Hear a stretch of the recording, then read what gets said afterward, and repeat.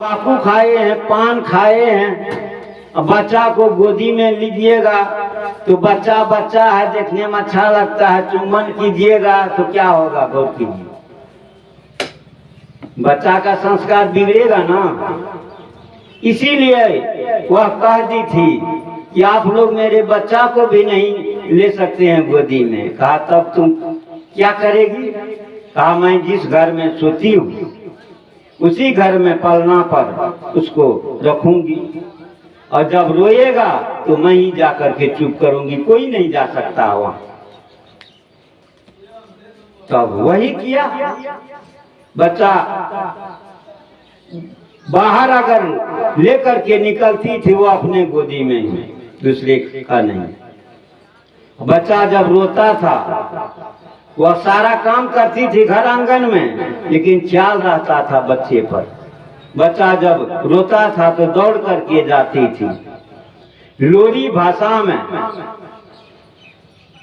वेद का श्लोक, उपनिषद का श्लोक, संत शास्त्र का जो है अच्छा अच्छा वाणी लोरी भाषा में वह गाती थी, और बच्चा के को हृदय को थपथपाती थी, वो चुप हो जाता था। उसका एक पंक्ति है, जब बच्चा रोता था तो लोरी भाषा में गा करके कहती थी कि शुद्धोसी बुद्धोसी चेतनोसी संसार माया पर वर्जितोसी। कहने का अर्थ तुम शुद्ध हो, तुम बुद्ध हो, तुम निर्मल हो, तुम शांत स्वरूप हो, और ये संसार माया इसको तजना चाहिए, छोड़ देना चाहिए, त्याग देना चाहिए। यही श्लोक वो जैदा सुनाती थी। और अन्य भी इसी तरह ज्ञानवर्धक साखी शब्द श्लोक सब गा गा करके लोरी भाषा में बच्चे को सुनाती थी, थपथपाती थी, और चुप हो जाता था बच्चा, से जा करके अन्य काम करती थी, बाहर नहीं निकला। तो इस तरह करने के बाद कई पुत्र पैदा किया वह, और सारा पुत्र जवान होने के बाद चला गया जंगल, सब त्यागी हो गया। ये वन का त्यागी हुआ उनका पुत्र। तब उनका पति ना खुश हुआ, कहा कि तुम क्या कर रही हो? ये गृहस्थी कौन चलाएगा? आप घबराइए नहीं पतिदेव, अब मैं वही उपाय करूंगी जो गृहस्थ, पक्का गृहस्थ हो।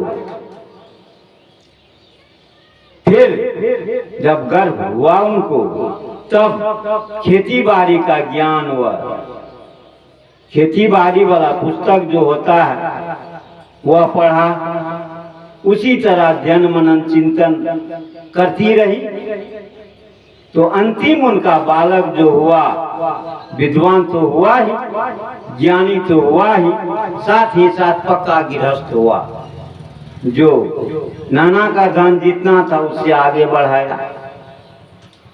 इस तरह की बात कहने का अर्थ है, माँ को, पिता को अगर जिस तरह जिस मार्ग में आगे बढ़ाना चाहता है तो उसी मार्ग का उसको अध्ययन मनन चिंतन करना चाहिए। जैसे ज्ञानी त्यागी बनाना चाहता दूसरा करे, पक्का गृहस्थ बनाना चाहता उस तरह करे, बड़ा ऑफिसर बनाना चाहता है तो उस तरह का वह व्यवस्था करे अपने जीवन में खुद दोनों। आज देखिए छोटा छोटा बच्चा के मुंह से ये माँ बहन बेटी रोटी गाली जब मैं सुनता हूँ, सच पूछिए तो मुझे बड़ा दुख होता है। खास करके ये माँ बहन बेटी रोटी वाला गाली जो है मनुष्य के मुंह से उच्चारण होने जोग नहीं है। गौर कीजिए, जिस तन से हम निकलते हैं अब उसी को मुंह से बखान करना क्या मनुष्य का काम है? मैं इस पर बहुत विचार किया।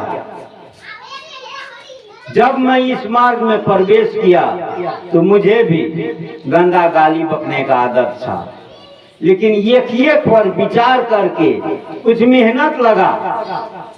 जैसे मुंह से निकलने वाला है गाली, तो फिर ज्ञान उधर से का खबरदार, तो प्रतिज्ञा ले लिया है ऐसा गाली मत बको। तो उसी तरह हर इंसान को एक बात पर सदगुरु कबीर बीजक में एक साखी कहा है कि सकलो दुर्मति दूर करो, अच्छा जन्म बनाओ, का गवन गति छाड़ के हंस गौन चली आओ। सकलो दुर्मति सब। अब दुर्मति जैसे मूल रूप में 6 विकार है, 5 पाप है, और नाना तरह का जो है झूठ, परपंच, छल, कपट, ईर्ष्या, द्वेष, ये सब है।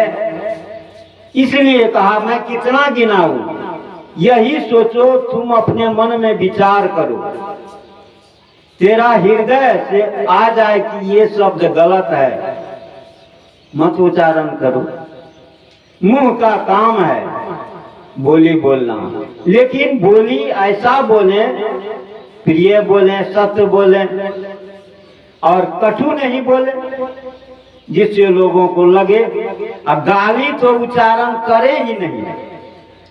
मैं इस पर जब विचार किया तो ये माँ बहन बेटी रोटी वाला गाली जो है शायद गैवार भैंसवार के लिए है, जो कि अपने जीवन में बचपने से लेकर के बहुत ज्यादा उम्र तक सिर्फ गाय भैंस चराया, हलवाही किया, उसके लिए ये गाली करीब करीब क्षम है। लेकिन हम तमाम लोगों के लिए ये सब गाली गाली नहीं, ये सब जो बकते हैं मैं उसे इंसान नहीं समझता हूँ, हैवान समझता हूँ। इसी तरह अभी देखिए गुरु महाराज 5 पाप छोड़ने के लिए कहते हैं, सत्संग नित रहो, ध्यान नित रहिए, करत संलग्न हो, झूठ बेविचार, चोरी, नशा, हिंसा करना चाहिए। 5 पाप में मैं जब तक विचार किया इस पर, तो सबसे अदना और मामूली पाप मुझे बुझाया है नशा त्याग। लेकिन अपने आप पर जरा गौर कीजिए, कौन ऐसा व्यक्ति है जो एक भी नशा नहीं खाते हैं। जैसे हम लोग यहाँ पहुंचे या जहां भी जाते हैं, लोग पूछते हैं चाय बनावे, हम लोग कहते हैं नहीं, हम लोग चाय भी नहीं पीते। तो कुछ लोग प्रश्न कर देते हैं चाय में तो कोई हानि नहीं है। मैं कहा चाय में हानि नहीं है, पढ़े लिखे हैं क्या? बोला हाँ पढ़ा हूं।